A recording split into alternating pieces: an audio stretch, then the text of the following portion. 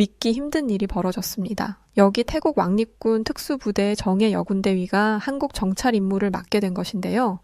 한국은 태국인을 무시하는 나라라며 한국을 비난했던 태국 특수부대원들은 이후 정말 예상치 못한 일을 마주하게 되었다고 하는데 과연 무슨 일이 있던 걸까요? 저는 태국 왕립군 특수부대 소속 순한다 대위입니다.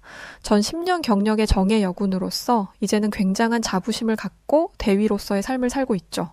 제가 속해 있는 왕립군 특수부대의 경우 태국군 내에서 특수전과 대테러 작전을 수행하는 정예부대로서 다양한 국제협력과 훈련을 통해 정예 전력을 유지합니다. 특히나 미국, 한국, 호주 등 여러 국가와 합동훈련을 진행하기도 하죠. 제가 처음 여군으로서 살아가겠다 했을 때 부모님께서는 제게 이런 말씀을 하셨습니다. 네가 한번 군인으로 산다고 결정한 이상 그 이후에 네 삶은 없을 텐데 정말 그 마음 변치 않고 쭉 군인으로 살아갈 자신이 있는 거야? 만약 퇴역을 한다고 해도 전 군인으로 살던 그 삶을 잊지 못하고 현실에 적응하기 어렵겠죠. 또 군인으로 살아가는 내내 전 짜여진 틀 속에서 살아야 하니 제 자신보다는 군인이라는 신분을 우선으로 두고 살아가는 게 맞습니다. 그걸 정말 할 수 있겠냐 묻는 부모님께 아주 당차게 그렇다 말씀드리고 이 길을 선택했어요. 물론 일반 부대도 아닌 왕립군 특수부대에 들어가기 위해서 아주 강도 높은 체력 테스트와 엄격한 기준을 통과해야 했습니다. 기본 조건을 제외하고도 특수부대에 들어가려면 우선 태국군에 입대한 후 일정 기간 복무를 하여 특수부대 훈련 프로그램 선발을 받아야 하죠. 이 선발 훈련에서 포기하는 경우가 많았는데 생존 훈련, 근접전, 폭파, 저격술 훈련, 공수 및 정글전 훈련, 강도 높은 체력 및 인내 테스트 등을 꼭 수행해내야 했습니다. 이 외에도 정말 이러다 죽는 거 아닐까 싶을 정도의 훈련 테스트를 진행하니 저 역시 중간에 백기를 들 뻔했지만 꿋꿋하게 버텨낸 결과 벌써 10년이나 흘러버린 추억으로 남아있네요. 태국 왕립군 특수부대에서 10년 경력을 쌓은 정예 여군인 제 존재는 그야말로 아주 드문 존재였죠. 이 고된 과정을 모두 특수하게 실천해낸 엘리트로 평가되었고 이제는 성별에 무관하게 남성들과 동등한 존재로 여겨지는 존경과 신뢰 어린 시선이 있었습니다. 실제로 특수부대의 여성 인원의 존재가 많지 않기에 개척자적인 존재로 여겨지며 후배 여군들은 저를 롤모델 삼는 경우도 아주 많았어요. 이런 제 스펙 덕에 전 강한 여성으로 자리매김을 할 수 있었습니다. 10년의 세월간 저 역시 수많은 고충들이 있었어요. 그래봤자 몇 년 하고 때려칠 거 아니야? 결혼하고 애 낳고 그러면 군복 벗을 거잖아. 그때 벗을 거 그냥 미리 벗는다 생각하고 살살하지? 왜 그렇게 이를 악물고 해? 경쟁 상대도 많은데 내가 너까지 내 경쟁 상대로 둬야겠어? 특수부대 여군이 왜 없는 줄 알아? 그게 결국은 남자와 여자의 차이거든. 여기까지는 악바리 정신으로 어떻게든 버텨내며 왔는지 모르겠지만 이제 네 한계를 볼 거야. 여자가 왜 없는지를 알 거라고. 극소수의 여군 중에서도 늘 좋은 평가를 내는 저를 시기질투하는 남자 동료들이 많았고 저를 무시하기도 했죠. 그러나 이제는 그 누구도 제게 함부로 하지 못하는 존재가 되었습니다. 그게 지난 10년 세월의 서름을 단번에 보상해주는 듯 했죠. 그러던 어느 날 부대에 시끄러운 일이 하나 벌어졌어요. 부대 내에서 한국의 소식이 자꾸만 들려오기 시작했죠. 한국이 지금 난리던데 소식 들었어? 결국 한국이 태국인을 아주 경멸하니까 저런 일이 벌어진 거겠지. 아무리 불법 체류자라고 해도 그렇지 대규모 단속을 하겠다고 대대적으로 뉴스 보도까지 하는 거 보면 태국인들만 쥐잡듯이 잡겠다는 소리잖아. 이건 뭐 대놓고 나라 차별하는 것도 아니고. 안 그래? 들어보니 한국의 태국인 불법 체류자들이 너무 많아서 대대적으로 싹을 잘라버리겠다는 보도를 했다는 것이었죠. 한국의 불법 체류자 신분으로 있는 사람들이 태국인만 그런 게 아닌데 꼭 집어 태국이라고 한 것에 모두 대놓고 태국인을 차별한다며 울분을 토하고 있었습니다. 그러나 저는 그들에게 이런 말을 해줬어요. 어디까지나 들려오는 소식인 거지 제대로 확인한 것은 아무것도 없는 거 아니야? 심지어 한국이 정말 그렇게 하고 있는지 태국인만 집중적으로 괴롭히는 건지 뭔지 아무것도 모르잖아. 어떤 일이든 직접 확인하지 않고 판단할 수 있는 건 아무것도 없어. 그 전까지는 무조건 말을 아껴야 하는 거고. 전 동료들의 말에 완전 다른 의견을 제시하며 반박을 했습니다. 제가 특별히 한국을 좋아해서 그런 것도 아니고 아직 확실한 내용은 아무것도 없었기에 무작정 한국을 비난할 수 없다고 생각했죠. 그래서 전 한국 기준으로 태국인 불법 체류에 대해서 자료 조사를 시작해봤어요. 보통 취업 목적으로 한국을 넘어가는 태국인들이 많았죠. 태국인은 비자 없이 한국에 최대 90일 체류가 가능했고 관광 비자로 입국 후 체류 기간이 지나도 귀국하지 않고 불법 취업을 해서 이게 문제로 커진 것이었죠. 주로 이런 태국인들은 한국의 공장, 농장, 건설업, 서비스업 등에서 일을 하고 있었습니다.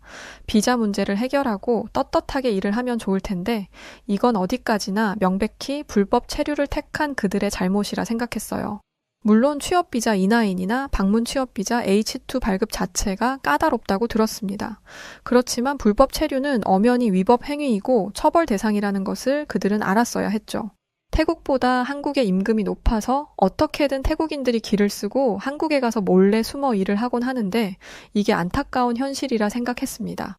여기서 문제는 한국 내 불법 체류 외국인이 약 40만 명이 넘는 상황에 태국인이 독보적으로 많다는 통계였죠. 결국 태국인 무비자 입국이 허용된 것을 태국인들이 악용하며 벌어진 일이라 해도 무방했어요. 조금만 자료 조사를 해봐도 어느 정도 한국 측 입장이 이해가 가긴 했습니다.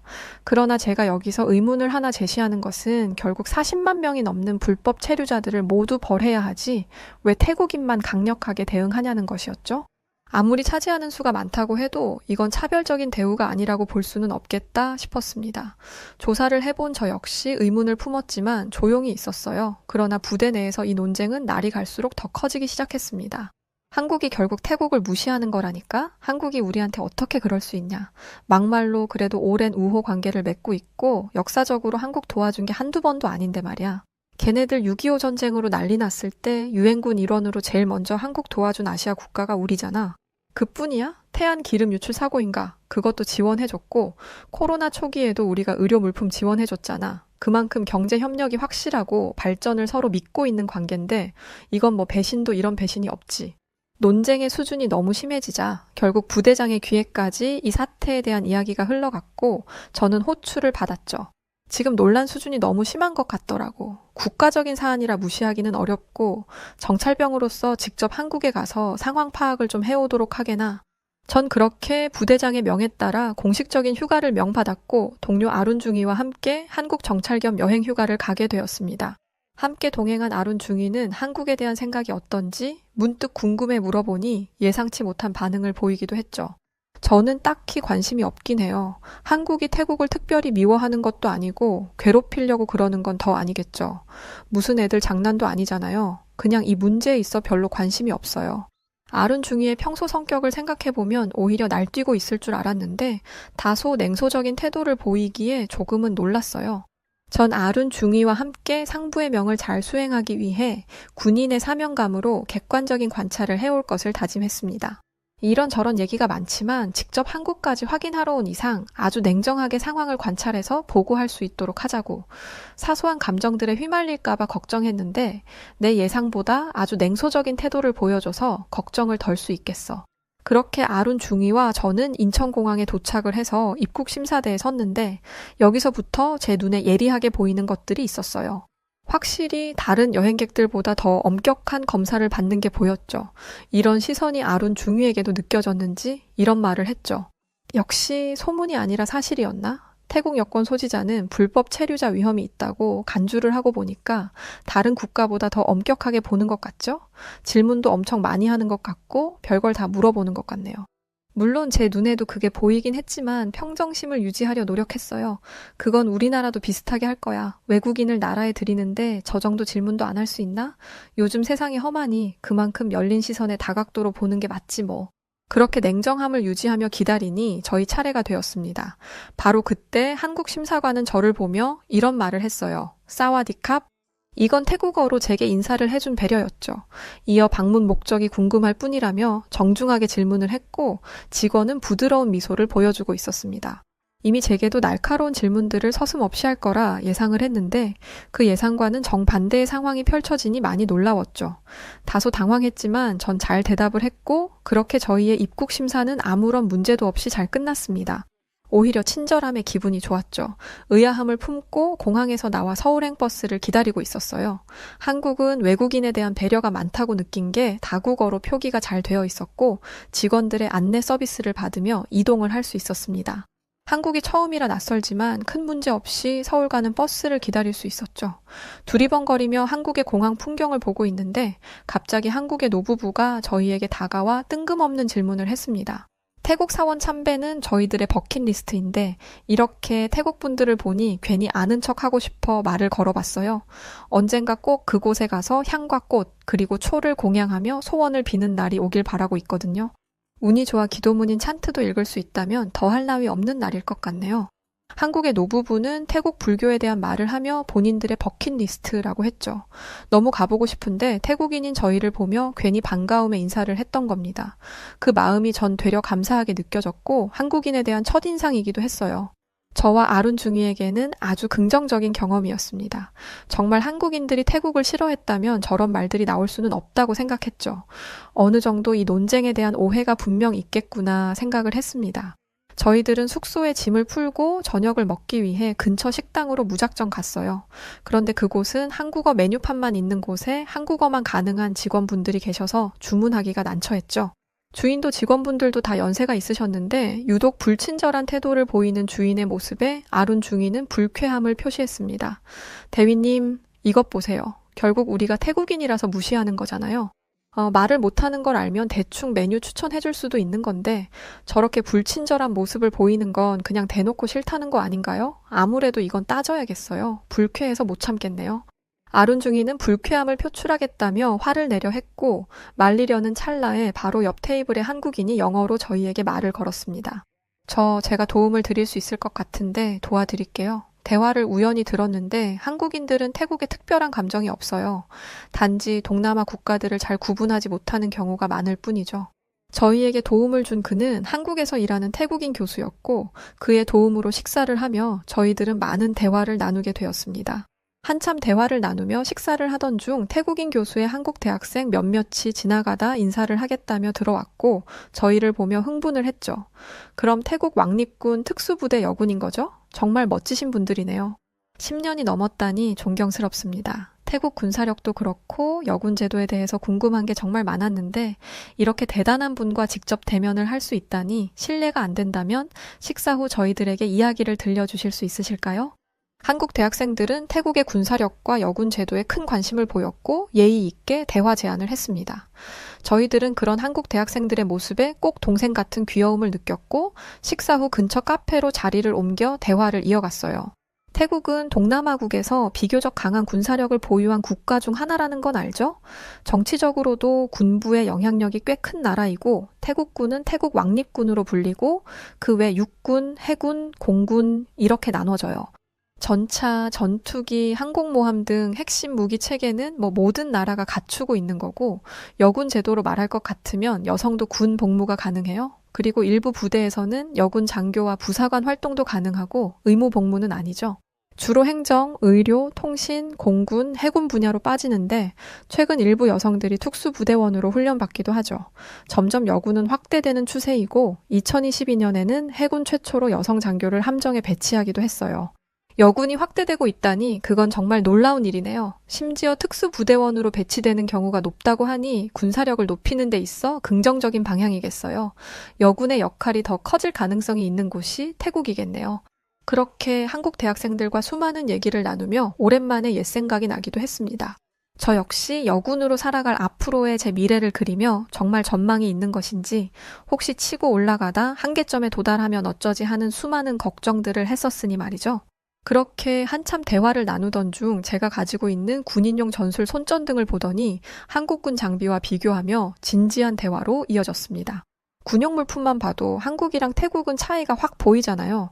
한국은 국산 장비를 개발하고 최신 전투 장비를 도입하는 것에 집중하고 태국은 미국, 중국, 유럽에서 수입한 장비를 혼용해서 사용하죠. 뭐가 더 좋다고 할 건 아니지만 두 나라의 차이는 확연하게 있는 것 같아요. 그렇죠? 태국인 교수 그리고 한국인 대학생과 함께 대화를 나누던 그 시간은 정말 유익한 시간이었어요. 그들은 좋은 이야기를 들려줘 감사하다며 수차례 인사를 했지만 오히려 저희들도 에너지를 얻는 시간이었죠. 그 후에도 아룬 중이와 저는 한국에 대해 알아보면서도 솔직히 여행을 즐기는 관광객 모드로 문화 체험을 하고 맛있는 것도 먹고 즐기며 시간을 보냈어요. 공식적으로 휴가 겸 온 것이니 말이죠. 이날은 서울 잠실의 한 태국 식당에 방문을 했습니다. 며칠 내내 한식을 먹었더니 고향의 맛이 그리워 고심 끝에 찾아간 유명 태국 식당이었죠. 이곳은 태국인 주방장과 한국인 사장의 조화로운 협력을 이루는 곳으로 아주 유명했어요. 음식의 맛이 정말 좋았고 가벼운 대화를 나누다 저희가 이곳에 온 목적까지 알리게 되었습니다. 그러자 한국인 사장은 고개를 저으며 놀라운 얘기를 들려줬죠. 저 역시 태국 불법 체류자 직원을 고용했다가 적발당해 정말 큰 피해를 입은 경험이 있었어요. 그것도 모르고 타국에 와서 홀로 외로울까 엄청 신경 쓰고 챙겨줬는데 추후 사건이 벌어지고 배신감에 엄청 화가 났었죠. 그런데 결국은 그 딱한 사정을 이해하면서 행복을 바라며 보내줬어요. 아, 사장님께서도 그런 난처한 경험이 있으셨군요. 꽤 비일비재한 일인가 봐요. 네, 그렇죠. 사실 작정하고 속이면 알 길이 없으니까요. 그래도 지금은 합법적으로 태국인들을 고용하고 비자 문제 해결에 적극적으로 지원할 수 있도록 돕고 있어요. 결국 타국까지 와서 돈 벌어다 고향에 보내는 그들의 마음이 가장 외롭고 힘들 테니 까다로운 비자 문제가 잘 해결된다면 서로에게 좋은 일이 아닐까 싶어서요. 한국인 사장님과 대화를 나눠보니 오히려 피해를 주는 쪽은 정말 태국인이구나 싶었죠. 또 한국에는 선한 사람이 많다는 것도 알게 되었습니다. 한국인 사장님에게 깊은 감명을 받고 맛있는 식사까지 하고 저와 아룬중이는 숙소로 돌아왔습니다. 숙소에 돌아와 탈의를 하다 보니 큰 실수를 저지른 것을 깨닫게 되었어요. 바로 군용 다용 녹화를 해당 식당에 두고 온 거였죠. 전 곧장 해당 식당에 전화를 걸었지만 이미 영업은 끝났고 연락할 길이 없었습니다. 군인이 장비를 분실했다는 것은 정말 큰 사안인데 더군다나 타국에서 분실했다니 이건 징계감이나 다름이 없었죠.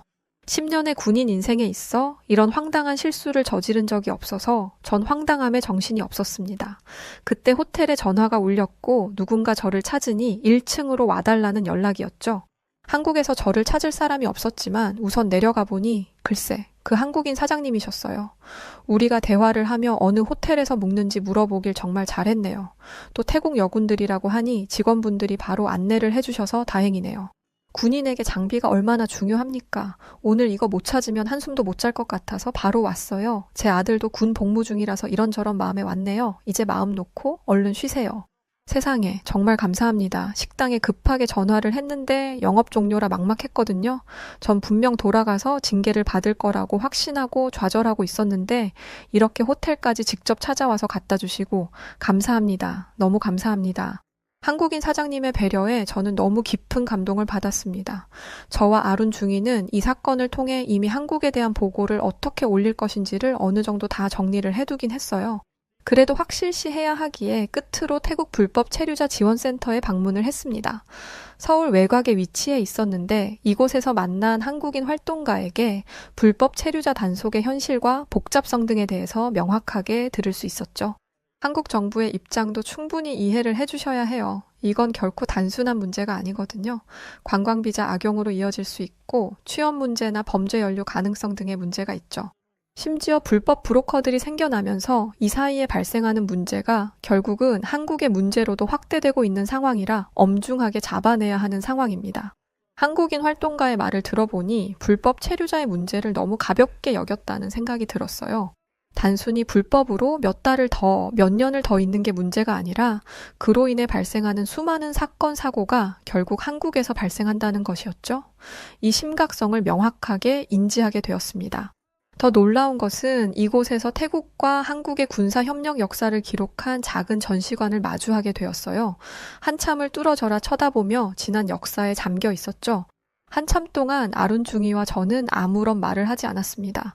그렇게 한참을 역사에 잠겨 있던 중 저희들은 놀라운 인물을 만나게 되었어요. 한국 전쟁 당시 태국군의 기여를 기억하는 한국 노병과의 만남이었죠. 그 노병은 저희를 보며 무척이나 반가워하셨고 옛 회상에 빠지셨습니다. 내가 죽기 전에 이렇게 태국 군인들을 내 눈으로 또 보고 가는구만. 그때 태국 군인들의 용맹함은 내가 절대 잊지 않고 있거든. 처참하게 기습당하던 우리 한국을 아시아 국가 중 가장 먼저 도와준 곳이 태국이었지. 육군, 해군, 공군 할 것 없이 정말 우리들과 목숨 바쳐 함께 해준 아주 고마운 나라였어. 그러니 오늘날까지도 우리가 긴밀한 우호 관계를 유지하는 거 아니겠나? 말은 안 통해도 우리는 표정이랑 손짓으로 서로를 보듬고 함께 했었지. 이제는 다 늙고 이렇게 쓸모없는 늙은이지만 여전히 태국군들은 멋지게 늙었을 것 같네. 자네들에게 대신 내가 경의를 표하겠네. 노병은 저희들에게 경의까지 표했고 노병의 말에는 깊은 울림이 있었어요. 이 말을 가만히 듣고 있다 보니 한국과 태국의 관계가 단순한 불법 체류 문제 너머에 더 깊은 역사적 맥락이 있다는 것을 깨닫게 되었습니다.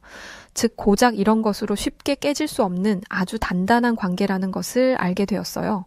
한국에서 만난 사람들 한 분 한 분 모두가 저희들에게는 귀인 같은 존재였습니다. 그들은 태국 군인인 저희에게 굉장히 따뜻하게 대해줬고 그런 그들에게 많은 감동을 받을 수 있었죠. 한국에 왔다면 한강공원은 꼭 다녀오라는 동료의 조언이 있어 저희들은 한강공원으로 가 끝나가는 일정의 아쉬움을 달래기로 했습니다. 전 군복 스타일의 재킷을 입고 있었고 한강을 바라보며 군사 전략책을 읽고 있었어요. 진작부터 읽으려고 했는데 시간이 없어서 못 읽었던 거라 이번 휴가 동안은 꼭 다 읽겠노라 다짐을 했었거든요. 여유를 즐기던 바로 그때 한국 경찰이 갑자기 다가와 신분 확인을 요청했습니다. 전 너무 당황했죠. 전 태국 왕립군 특수부대 소속 순한다 대위입니다. 현재 공식적인 휴가 중에 있는데 무슨 문제라도 있을까요? 제가 이렇게 말을 하고 여권을 보여주자 경찰은 오히려 존중의 태도를 취하며 정중하게 말을 했습니다. 충성, 신고가 들어온 이상 출동 후 신분 확인을 해야 하는 절차를 수행한 거라 불쾌하지 않으셨으면 좋겠습니다. 주민이 의심스러운 외국인이 있다고 하여 출동을 했거든요. 이건 개인적인 얘기지만 제가 무에타이를 요즘 배우고 있는데 직접 이렇게 태국 군인을 만나니 여러모로 신기하네요. 한국 경찰이 출동한 것은 제 행색을 수상하게 여긴 한국 주민의 신고였고 해프닝 정도로 마무리되었습니다. 이후 한국 경찰은 평소 체력 증강을 위해 태국 무에타이를 배운다며 저와 많은 대화를 하게 되었어요. 저 역시 취미 운동 중 하나가 무에타이라 서로 대화의 결이 잘 맞았죠. 그렇게 한국 경찰과 헤어지고 숙소로 돌아가는데 아룬 중위는 이런 말을 했습니다. 제가 한국에 와서 겪어보니 한국인들은 태국을 무시하는 게 전혀 아닌 것 같아요. 오히려 태국 군인을 존중해주고 존경해주는 모습들이 보였고 낯선 것에 대한 경계심이 있을 뿐인 것 같아요. 그런데 이건 꼭 한국인이라서가 아니라 어느 나라 사람이든 낯선 것에 대한 경계는 당연히 있지 않을까요? 그러게, 나도 한국에 대해서 같은 생각을 하고 있어. 이래서 무슨 일이든 직접 확인하는 게 중요하다고 생각하는 거야. 만약 우리가 직접 한국에 와서 경험해보지 못했다면 여전히 긴가민가 하는 상태로 한국을 오해하며 살았을 수도 있잖아. 그렇게 아룬중이와 저는 한강에서 빠져나와 최종 목적지인 남산타워로 향했습니다. 이제 정말 남산타워를 끝으로 다시 태국으로 돌아간다고 생각하니 벌써 아쉬움이 몰려왔어요. 그런데 당장 멀리서 보이는 남산타워의 모습은 너무도 아름다웠죠. 빨리 앞으로 가서 보고 싶은데 도무지 길을 찾을 수가 없었습니다. 그렇게 저희들은 길을 헤매고 있었고 한참 동안 헤매는 저희를 보던 한국인 가족이 먼저 도와주겠다고 했습니다. 저희도 남산타워 가는 길이라 같이 가세요. 초행길이라 헷갈릴 수 있어요. 그렇게 한국인 가족의 도움을 받아 함께 걸어가면서 대화를 하게 되었어요. 태국 군인이셨구나. 세상에 반갑네요. 저희 가족도 한국으로 넘어온 지 이제 4년 조금 지났어요. 태국에서 쭉 사업하다가 코로나 때 못 버티고 왔거든요. 코로나만 아니었어도 계속 있었을 텐데 아직도 아쉬워서 요즘 다시 가볼까 생각 중이에요. 태국인들 참 정직하고 근면성실하고 참 좋죠. 저희는 한국이 고향이면서도 태국을 그리워하면서 4년 내내 이러고 살고 있네요. 정말요. 이런 우연이 다 있네요. 만약 태국으로 오신다면 꼭 연락주세요. 너무 반가울 것 같아요. 불법 체류다 뭐다 참 문제일 거라 생각하고 왔는데 막상 와보니 한국의 감동을 많이 받고 가는 것 같아요. 사람들이 너무 따뜻하고 친절하고 또 태국인을 존중해주는 그 모습이 참 감사하더라고요. 진솔한 대화를 이어갔고 속내를 털어놨습니다. 그러자 한국인 가족은 이렇게 말을 했어요. 솔직히 까놓고 말해서 불법 체류 문제는 어느 나라나 있는 일이죠. 그게 꼭 태국이라고 문제인가요? 너무 심각하게 생각하지 마세요. 그렇게 한국인 가족은 편견이 없는 균형 잡힌 시각이 뭔지를 명확하게 보여줬습니다. 마지막 일정에서까지 저희들은 한국인에게 큰 감동을 받을 수 있었죠. 남산타워를 보며 수없이 쏟아지는 야경을 보면서 전 비로소 한국에 대한 모든 감정을 정리할 수 있었어요. 그리고 동료들에게 또 상부에게 서둘러 이 소식을 전해주고 싶었습니다. 물론 한국에 더 남아있고 싶다는 아쉬움이 컸어요. 그건 아룬중이도 마찬가지였죠. 당장 내일 복귀인데 왜 이렇게 돌아가기 싫죠? 한국에 고작 얼마나 있었다고 떠나기가 벌써 싫은 거 있죠. 심지어 그동안 잠깐씩 만난 한국 사람들도 보고 싶고 참 웃기지 않아요? 그 사이에 정이 들었나 봐요. 아마 그들의 따뜻함에 우리 마음이 열려서이지 않을까? 나도 똑같아. 꽤 냉철하다고 생각했는데 막상 내일 떠난다고 생각하니 발길이 떨어지질 않네. 아쉬움을 한국에 뚝뚝 흘린 채 저희들은 다시금 부대 복귀를 했습니다. 부대원들은 제 공식 브리핑을 목이 빠져라 기다리고 있었다고 했죠. 한국에 있는 동안에 동료들에게 연락이 많이도 왔었습니다. 어때? 막상 가보니 진짜 태국인 차별 대우하는 게 적나라하게 보여. 입국 심사에서도 거절당한다며 겨우 통과한 거야 뭐야. 왜 이렇게 연락이 안 돼? 계속해서 질문을 하는 그들에게 전 어떠한 답도 해주지 않았어요. 저 역시 그때 당시에는 알아보고 있는 중이고 명확하게 파악한 것이 없어 혼란을 줄 수 있다고 판단을 했으니 말이죠.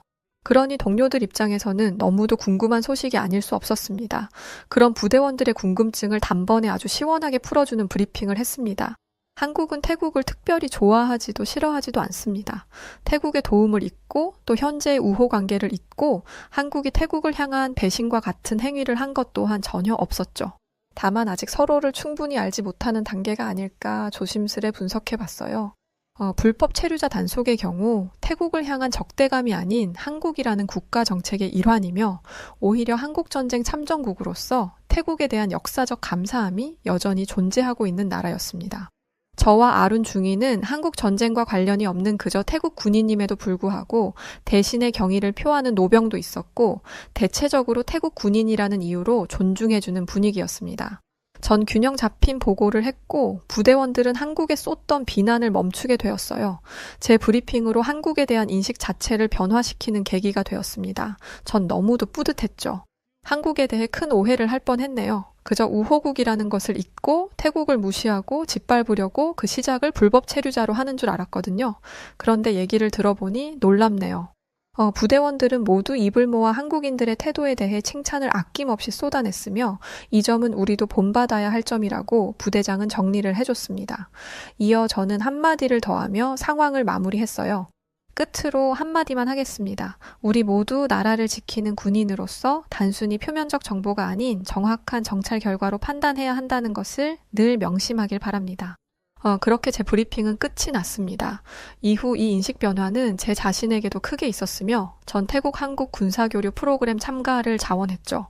짧지만 한국에서 느꼈던 그 경험들은 한국과 태국 이 두 나라의 작은 다리가 되어 태국 국방부의 한국-태국 협력 재검토로 이어지고 있습니다. 단순히 작은 오해로 시작된 사건이었지만 결국은 큰 발전이 다가올 것을 저는 예상하고 있으며 그 발전의 첫 단추를 낀 것에 뿌듯함을 느끼고 있습니다. 무엇보다 한국에서 만난 많은 분들의 도움 덕에 부대원 전체의 인식 변화와 국방부의 개입까지 이뤄낼 수 있었다고 생각해요. 앞으로도 태국과 한국의 우호 관계로 서로 많은 발전이 있기를 바랄 뿐입니다. 지금 우리 태국을 무시하는 거예요? 그러다 진짜 큰 코 다치게 될지 모를 텐데 자신 있어요? 한국은 13만 명의 불법 체류자들을 단 3일 만에 모조리 추방시켜버렸습니다. 이로 인해 태국 공항은 마비 상태인데요. 태국에서 마사지샵을 운영하던 한 태국 여성이 불법 체류자로 추방된 태국인들에게 학을 떼었다고 합니다. 과연 무슨 일이 있던 걸까요? 안녕하세요. 저는 태국에서 태어나서 현재 타이 마사지샵에서 일하고 있는 22살 라타나라고 해요. 최근 태국이 한국을 불매하겠다며 밴 코리아 운동을 시작해서 여러모로 시끄러운데요. 한국을 매우 좋아하던 저는 한국이 태국인들을 상대로 차별적인 대우를 했다는 소식을 듣고는 매우 실망했었어요. K-팝이나 K-푸드 등 K가 들어간 거라면 뭐든지 좋아하던 저였는데 이젠 밴 코리아 운동에 참여할 정도였죠. 게다가 저희 마사지샵 단골이었던 한국 손님들마저 좋게 보이지 않더라고요. 그래서 손님들에게 제대로 된 서비스를 제공하지 않았고 그래서 많은 손님들이 떠났어요. 그때는 한국을 정신 차리게 만드는 태국의 밴코리아 운동에 도움이 된 것 같아서 뿌듯하기도 하고 기분도 좋았습니다. 그런데 한 달도 채 되지 않아서 저는 이때의 생각과 행동을 뼈저리게 후회하게 되었어요. 그리고 이 사연을 쓰고 있는 지금은 어떻게 해야 과거의 잘못된 행동을 되돌릴 수 있을까 고민하고 있는 상황이죠. 매우 부끄러운 과거의 제 행동을 한국인 여러분들께 고백하면 제 잘못이 조금은 씻겨지지 않을까 하는 생각에 이렇게 사연을 보내게 되었습니다. 부디 끝까지 들어주세요. 한국에서도 밴코리아 이슈를 다루고 있다고 하던데 아마 대략적인 상황은 아실 것 같아요. 하지만 한국은 태국만큼 이 문제를 심각하게 생각하지는 않으시는 것 같더라고요. 한국 입장에서는 태국 사람들의 항의가 귀찮게 앵앵거리는 모기 소리 정도이기 때문이겠죠. 그래서 여러분들에게 태국의 상황을 생생하게 알려드리려고 해요. 지금 태국인들은 한국과 관련된 모든 것들을 제거하고 있어요. 한류 열풍이 불면서 태국의 길거리는 그야말로 한국이 점령한 상태였는데요. 어딜 가든 유명한 한국 가수들이나 배우들의 얼굴을 볼 수 있었고, 한국어로 된 간판은 기본이고, 한국 노래가 하도 많이 나와서 한류에 관심이 없다는 사람들조차 무의식적으로 한국 노래를 흥얼거리는 수준이었습니다. 그런데 그걸 다 제거하고 있는 거예요. 한국 노래를 틀은 가게가 있다면 쳐들어가서 이봐, 지금 당장 이 노래 꺼. 한국 노래를 틀다니 가게 망하고 싶어서 환장했나 보지? 라고 말하며 행패를 부린다거나 한국 연예인 사진이 붙어 있다면 그걸 찢어버리고 낙서를 하기까지 합니다. 솔직히 말하면 미개한 행동이죠. 아무리 안 좋은 감정이 있더라도 그걸 마구잡이로 티를 내면 안 되는 거잖아요. 그것도 남의 가게에 가서 붙어 있는 포스터를 떼고 스프레이로 낙서하는 건 그 사람의 재산을 훼손하는 건데, 지금 태국인들은 그런 살이 분별조차 안 되는 상황입니다. 저기요, 아무리 그래도 제 가게에다 이러시는 건 좀 아니죠? 라며 상인이 우는 소리를 하면 자기들끼리 낄낄거리면서 그러게 분위기 파악을 했어야지. 왜 역겹게 한국 연예인들 사진을 걸어두는 거야? 라면서 가게 주인을 비웃기까지 해요. 경찰은 별 도움도 안 되죠. 이런 사람들이 한 둘이어야지 제지를 하는데 모든 사람들이 그러고 다니니까 경찰도 거의 반포기 상태예요.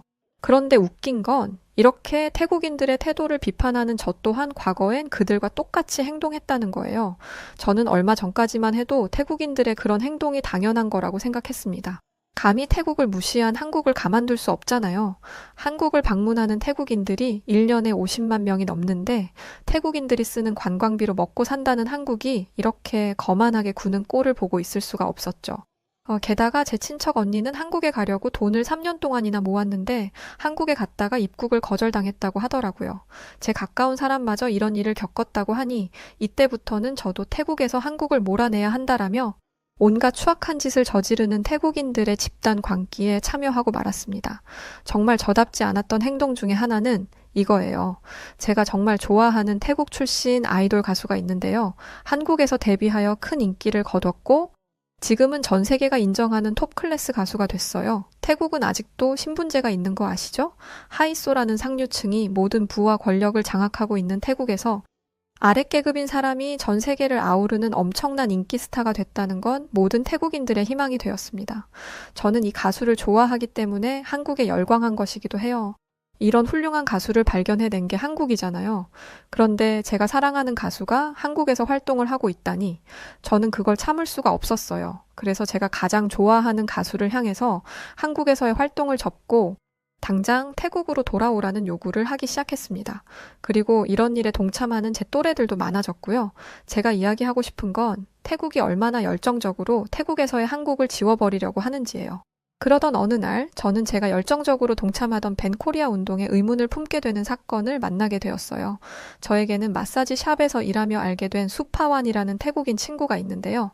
어느 날부터 수파완의 표정이 안 좋더라고요. 한숨을 쉬는 날도 많아지고 저는 친구로서 수파완의 고민을 해결해주고 싶었습니다. 수파완, 무슨 일 있는 거야? 왜 이렇게 표정이 어두워? 수파완은 한숨을 푹푹 쉬면서 대답했죠. 이번에 한국이 한국에서 살던 태국인들을 전부 강제 추방하기로 한 거 알아? 당연히 알지. 그것 때문에 한국에 안 가겠다고 하는 거잖아. 한국 갔다가 쫓겨날까 봐. 수파완은 잔뜩 기가 죽어서 이렇게 말하더라고요. 우리 오빠가 지금 한국에서 일을 하고 있거든. 한국이 태국보다 임금이 높기는 하니까 거기서 일하면서 집으로 돈을 붙여주고 있는데 오빠가 한국에서 쫓겨나면 우리는 어떻게 해야 할지 모르겠어. 오빠가 보내주는 돈으로 집도 사고 차도 살려고 했는데 한국 때문에 이게 다 망하게 생겼다고. 우리 가족 11명인 건 알지?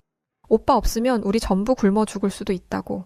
저는 한국의 이런 태도로 인해 제 친구가 피해를 보게 되었다는 사실에 분노했어요. 울먹울먹거리면서 자기 이제 어떡하냐고 하소연하는 수파완을 보니까 친구로서 정말 마음이 찢어질 것 같더라고요. 그래서 수파완을 위로하려고 한 가지를 물어봤습니다.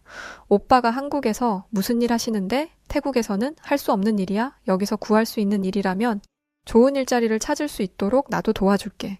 그런데 수파완이 울면서 대답한 오빠의 직업이 뭔가 이상했어요. 태국에서도 할 수 있기는 한데 한국에서 일하는 게 더 돈이 된대. 오빠가 이야기를 안 하니까 자세히는 잘 모르겠지만 여하튼 한국에서 돈을 더 많이 주나 봐. 저는 순간적으로 혹시 약을 파는 일을 하는 건가 싶었어요. 사실 태국에 이런 게 암묵적으로 많이 퍼져 있었거든요. 그래서 저는 수파완에게 오빠가 혹시 약과 관련된 일을 하는 거면 그건 잘못된 것 같은데? 라고 말하자 수파완은 정확히 오빠가 어떤 일을 하는지 알 수 없어서 장담할 수는 없지만 뭐 약이라고 치더라도 한국에서 약 관련한 일을 하면 안 돼? 라며 아무렇지 않게 말하더라고요. 그래서 저는 그건 잘못된 일이잖아. 한국에서도 하면 안 되는 일인데? 라고 말하자 수파완이 정색을 하면서 이렇게 말하더군요. 왜 하면 안 돼? 우리 그게 무슨 잘못된 일이라고. 파는 건 잘못이 아니야. 사는 인간들이 잘못이지. 사는 사람만 없으면 태국인들도 그런 일 안 해. 다른 일 찾았겠지. 우리 태국인들이 나빠서 그런 걸 하는 게 아니라 한국 사람들이 태국을 그렇게 만든 거라고. 저는 수파완이 이런 생각을 가진 아이인 줄 정말 몰랐어요. 수파완 앞에서는 대충 공감하는 척 했지만 이때부터 뭔가 잘못됐다는 것을 조금씩 느끼게 되었습니다. 그런데 제 주변의 태국인들은 이미 반실성 상태였기 때문에 정상인으로서의 대화가 안 되겠더라고요. 그래서 삭제했었던 한국의 아이돌 팬들이 쓰는 어플을 다시 다운로드 하였어요. 저는 태국인이 아닌 척 영어로 어플에 이렇게 물어봤습니다. 이번에 한국이 한국에서 사는 태국인들을 억지로 내쫓는다며? 우리가 좋아하는 태국 가수 말이야. 그 사람도 쫓겨나는 거 아냐? 그러자 누군가가 대답을 해줬어요. 그 가수가 왜 추방돼? 합법적으로 들어와 있는 사람을 강제로 내쫓지 않아. 너 혹시 태국인이야? 다른 나라는 다 한국을 이해하는데 태국인들만 이걸 이해 못하더라? 태국은 불법이랑 합법을 구분 못해? 이 댓글을 봤는데 너무 찔리더라고요. 현재 태국의 상황이 딱 그렇잖아요. 하지만 당시만 해도 아직은 태국의 편을 들고 싶었어요. 아니, 그래도 태국이 이렇게 과격하게 행동하면 한국도 태국 얘기를 들어줘야 하는 거 아냐? 내가 알아보니까 한국에 여행을 가는 태국인의 수가 1년에 50만 명이 넘는데 이 사람들이 한국에서 쓰는 돈이 한두 푼은 아닐 텐데 이번에는 몇 명의 사람들이 더 댓글을 달아주었어요. 그런데 다들 제 댓글에도 덤덤하더라고요. 안 오고 싶으면 오지 말라고 해. 나도 그렇고 내 주변도 그렇고. 아니, 뉴스에서조차도 태국인들이 안 오면 어떡하냐고 걱정하는 사람이 한 명도 없던데 태국인들이 여행 안 오면 한국인들은 굶어 죽는다고 생각하나 봐. 진짜 웃겨 정말. 그니까 내 말이 난 서울에서 사는데 태국인 관광객은 한 번도 못 봤어. 태국 말고도 오는 사람이 수십만 명인데 왜 우리가 아쉬워해야 해. 제가 아는 바와 너무 다른 반응이었어요. 분명히 태국에서는 한국이 밴 코리아 운동에 조짐을 두고 긴장하고 있다. 태국 여행객들의 발길이 끊어지면 한국은 큰 위기에 봉착하고 말 것이다. 라는 뉴스 기사가 쏟아지고 있었거든요. 하지만 저는 제 조국인 태국을 마지막으로 믿어보려고 했습니다. 그래서 마지막으로 글을 하나 더 올렸어요. 그래도 지금까지 한국이랑 태국이랑 주고받은 게 있는데 아무리 불법 체류자라고 해도 좀 봐주고 눈 감아줄 수 있는 거 아닐까? 한국이 좀 심하다고 생각하는 사람은 한 명도 없어? 그러자 이런 댓글이 달리더라고요. 심하다니 무슨 말이래? 와, 너 혹시 태국인이지? 신기하네. 진짜 이렇게 생각하는 사람이 있구나. 태국인들이 왜 그 난리를 치는지 알만하다. 불법 체류자를 봐주라니? 너 태국인들이 한국에서 무슨 짓을 하고 다니는지는 봤어? 이 사람들은 태국 불법 체류자에 관한 뉴스 기사를 몇 개 올려줬는데요. 저는 한 번도 본 적이 없는 내용이었습니다. 한국에 불법 체류 중인 태국인들은 20만 명 정도라고 하더라고요. 게다가 태국인 불법 체류자의 수가 전체 외국인 불법 체류자 중 78% 이상을 차지하고 있다고 했습니다. 그리고 수파완이 말한 것처럼 한국으로 가는 약의 원산지 1위도 태국이었고요. 수파완은 사는 놈이 잘못이라고 했지만 저는 파는 놈이 더 나쁘다고 생각해요. 그런 사람들이 없으면 약이 퍼질 일도 없으니까요. 그런데 태국인들은 태국인이 한국에서 어떤 민폐를 끼치고 있는지는 전혀 관심이 없고 자기들이 입는 손해만 생각하고 있었어요. 입국 심사를 까다롭게 하는 것도 불법 체류자의 수를 줄이기 위해서인데 그걸 보고 한국이 자기들을 무시한다고 말을 하는 게 이제는 열등감으로 보이더라고요. 저는 이제야 태국이 어떤 짓을 저지르고 있는지를 깨달았습니다. 열등감 때문에 우리에게 우호적이었던 한국과의 관계를 끊어버리려고 하는 거죠. 게다가 그걸 한국이 아쉬워할 거라고 생각을 한다는 게 충격이었어요. 저도 그런 생각을 하고 있었다는 생각에 소름이 돋더라고요. 제가 앞에 말했듯이 집단 관계에 휘말려서 제대로 된 사고를 못하고 있던 게 분명했죠. 저는 큰 충격을 받고 한동안 마사지샵과 집만 반복해서 다녔어요. 한국과의 외교적 관계를 끊으라고 시위하는 사람들도 꼴보기 싫었고 뱅코리아라는 문구를 들고 걸어 다니는 사람들도 꼴보기 싫었거든요. 수파완과도 필요한 말만 할 뿐 깊은 대화를 나누고 싶지 않았습니다. 또다시 저 집단 관계 속에 들어가 버릴까봐 무섭기도 했고요. 그렇게 며칠 뒤 SNS에 사진 한 장이 올라왔어요. 사람들이 미어터지는 어떤 공간이었는데 그건 다름 아닌 공항이었습니다. 공항이 그렇게까지 붐빌 이유가 없잖아요. 사람이 쉽게 걸어 다니지도 못할 정도로 빽빽하게 사람으로 꽉 차 있는데 사진으로만 봐도 숨이 턱턱 막힐 정도였죠. 곧이어 올라온 영상을 보니 가관이더라고요. 공항이 사람들로 꽉 차서 움직이는 것조차 힘들어하고 경찰들이 질서를 지키세요. 천천히 움직이세요. 라고 말하는데도 말을 듣는 사람이 아무도 없었습니다. 짧은 영상임에도 불구하고 온갖 욕설이 난무했죠. 게다가 나중에 추가로 올라온 영상을 보면 싸우는 사람들도 있었고 도둑질을 당했다는 사람들도 있었어요. 아무리 태국이라고 해도 이런 경우는 본 적이 없습니다. 알고 보니 공항을 가득 채웠던 사람들은 모두 한국에서 강제 추방된 불법 체류자들이었어요. 한국이 불법 체류 중이던 외국인 13만 명을 이틀 만에 강제 출국을 시킨 건데 이들 중 대다수가 태국인이었던 거죠. 저는 한국으로 추방돼서 온 태국인이 이렇게나 많다는 것에 한 번 놀랐고 단 이틀 만에 13만 명이나 내보냈던 한국의 능력에 또 한 번 놀랐습니다. 그러면서 깨달았어요. 아, 한국이 지금까지 우리를 많이 봐주고 있었구나. 한국은 태국을 아주 우호적으로 대해주고 있었기 때문에 지금까지 여러 번 태국에게 기회를 주고 있었던 거였어요. 한국의 입국 규제도 우리가 한 번 기회를 줄 테니까 불법 체류할 생각하지 말고 이제는 떳떳하게 들어와. 라는 의미였던 거죠. 그런데 이 바보 같은 태국인들은 그걸 알지도 못하고 아주 오만방자하게 벤코리아 운동 따위나 하고 있었으니 한국은 이제 더 이상 태국을 봐줄 필요가 없다고 생각한 것 같았습니다. 단 이틀 만에 13만 명을 추방한다는 건 이미 13만 명에 대한 것들을 모두 파악하고 있었다는 거잖아요. 갑자기 몰려든 태국인들 때문에 아수라장이 된 공항을 본 태국 정부는 그제야 정신을 차린 것 같았어요. 지금까지 한국을 가네 안 가네 하면서 한국을 협박하던 사람들이 꼬리를 내린 거죠. 아, 이대로라면 한국에게 제대로 혼쭐이 나겠구나. 지금이라도 빌어야겠다라고 생각한 듯 했습니다. 왜냐하면 갑자기 모든 언론들과 정치인들이 한국 편을 들기 시작했거든요. 태국 여행사 협회 회장이 한국은 태국 관광객들의 신뢰를 되찾는데 최소 2년 이상 걸릴 것이다 라고 말한 걸 아무렇지 않게 보도하던 언론이 이젠 알아서 한국 내 태국 불법 체류자 문제의 심각성을 알리기 시작했어요.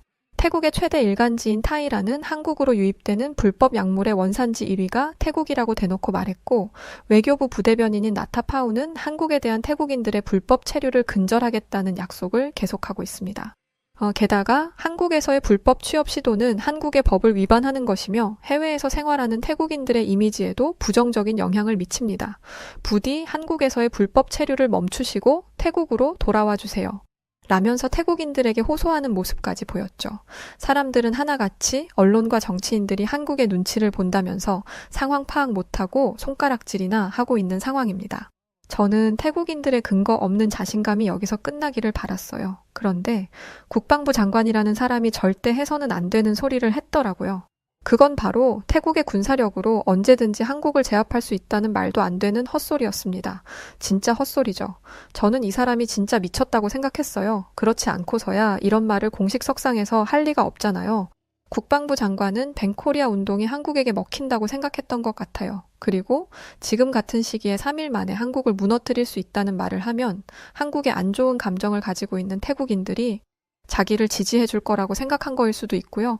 무슨 생각으로 저런 정신 나간 소리를 한 건진 모르겠지만 이걸로 인해서 태국의 수준이 전 세계에게 들통나고 말았습니다. 태국인으로서 너무 부끄럽네요. 저는 국방력이나 이런 거에 대해서는 잘 모릅니다. 그렇지만 태국의 국방력이 그리 강한 수준이 아니라는 건 잘 알고 있어요. 한국이 어느 정도인지는 모르겠지만 적어도 태국보다는 낫겠다고 짐작하고 있을 정도였죠. 그런데 알고 보니 태국보다 조금 나은 수준이 아니더라고요. 태국은 군사력 순위가 25위에 불과했지만 한국은 전 세계 5위였습니다. 무려 미국, 중국 등 세계의 강대국들과 어깨를 나란히 하는 수준이었어요. 게다가 한국은 미국과 좋은 관계를 유지하면서 합동훈련을 하고 있었고요. 그런데 어찌 됐든 국방부 장관이라는 사람이 이 사실을 모를 것 같지는 않았어요. 그런데 이걸 알면서도 저런 소리를 했다는 건 나라를 망하게 하려는 건가 싶을 정도로 바보 같은 거잖아요. 알고 보니 태국 국방부 장관은 믿는 구석이 있었습니다. 제 주변 사람도 국방부 장관의 말이 믿을 만한 거라고 생각하더라고요. 우리한테는 든든한 친구, 중국이 있잖아? 지금까지 우리가 중국이랑 합동훈련하면서 국방력을 키운 건 알고 있어? 만약에 우리가 마음만 먹으면 중국이 우리와 함께 한국을 아주 묵사발로 만들어줄 거야. 두고 보라고? 한국에게 도발을 해놓고 겨우 의지한다는 게 중국이라니. 제가 국방에 관련된 건 잘 모르지만 친구라고 생각했고 가까운 나라라고 생각했던 국가가 등을 돌릴 수도 있다는 건 압니다. 만약에 태국이 한국에게 도발을 했는데 중국이 우리와는 관련이 없는 일이야 라고 한다면 3시간 만에 불타는 건 서울이 아니라 방콕이 될 거예요. 아무래도 태국 국방부 장관은 중국의 국방력이 태국의 국방력이라고 생각하는 것 같더라고요. 태국이 잠깐 미쳐서 한국에게 미사일이라도 하나 쏜다면 그때부터는 재앙이 시작될 거예요.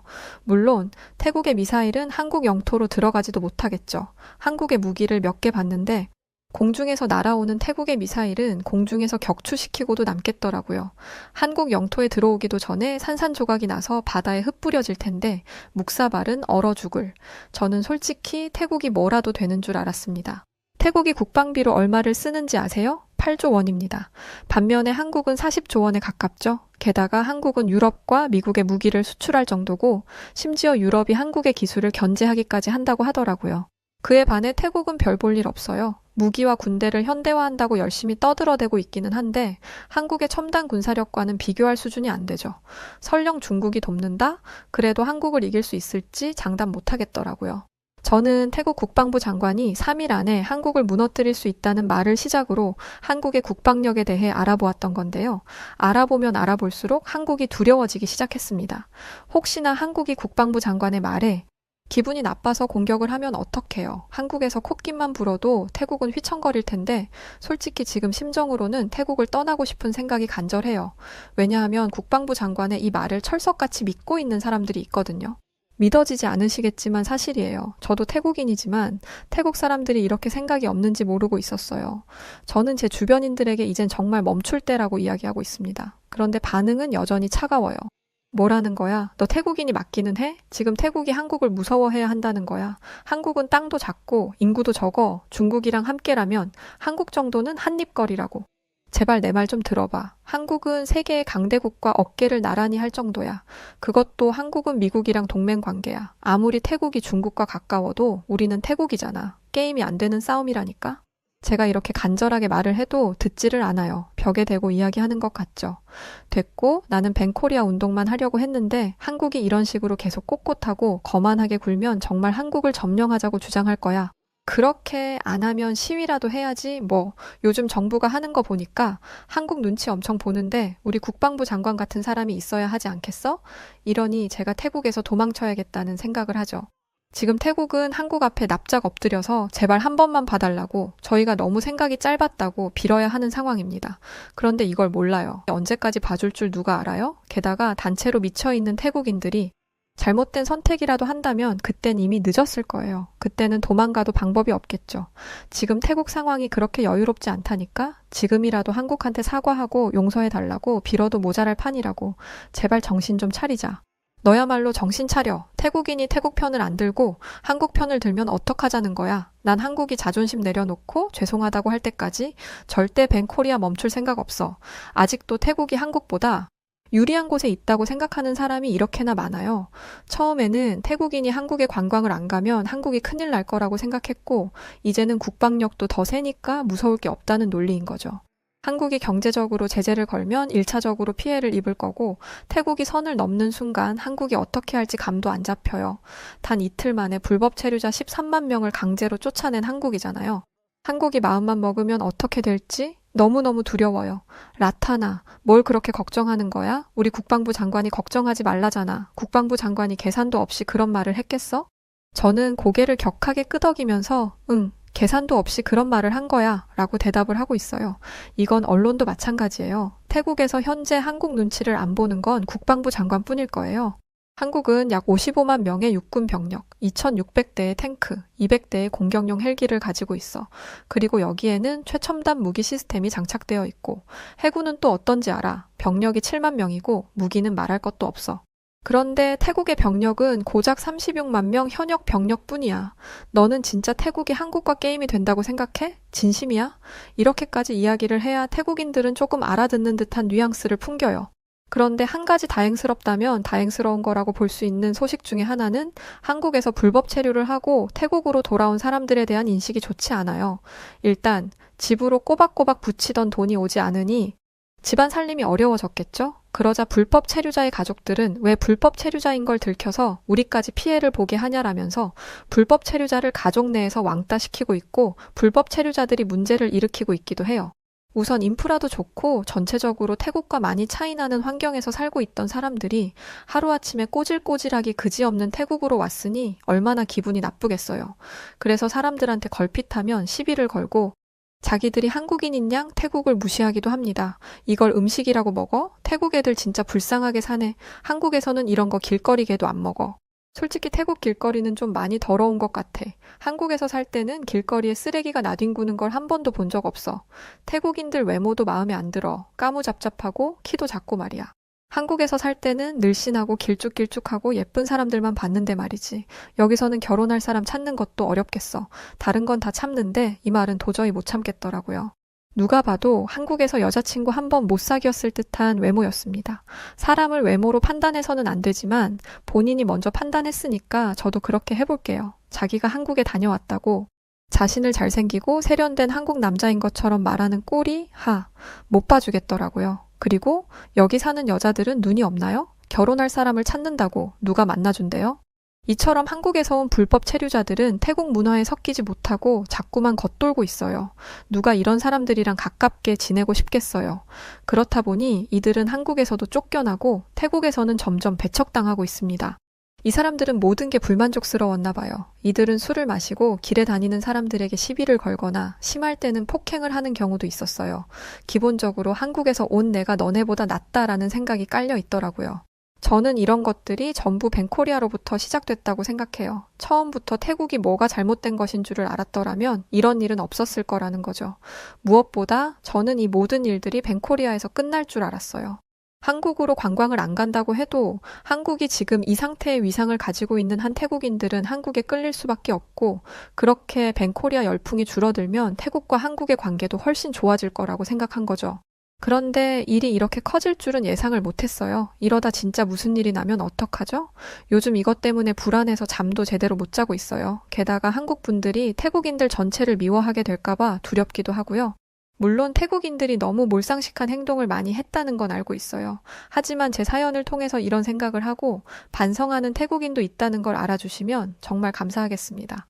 아무쪼록 한국과 태국의 관계가 하루빨리 나아지기를 바라고 있어요. 부디 태국인들이 정신을 좀 차리고 한국과의 원만한 관계를 다시 회복할 수 있기를 간절하게 바랍니다. 네, 오늘 사연 여기까지입니다. 태국 관련한 이야기들이 여기저기서 들리고 있죠. 사실 불법적인 것만 안 하면 문제될 게 없었는데 참 안타까운 상황이라고 봐요. 여하튼 이렇게 정신 차리고 있는 분도 있다는 걸 보니 그나마 다행이네요. 자, 그럼 오늘 사연 어떠셨나요? 오늘부터 추석 연휴인데 우리 구독자 여러분들 세상 누구보다 행복하고 아름답고 즐거운 명절 되셨으면 정말 좋겠습니다. 저는 여우튜브 송은지였고 더 좋은 영상으로 다시 오겠습니다. 연휴 기간에도 영상은 계속 업로드 되니까 즐겁게 시청해주세요. 그럼 고맙습니다. 그리고 구독자분들 모두 사랑합니다.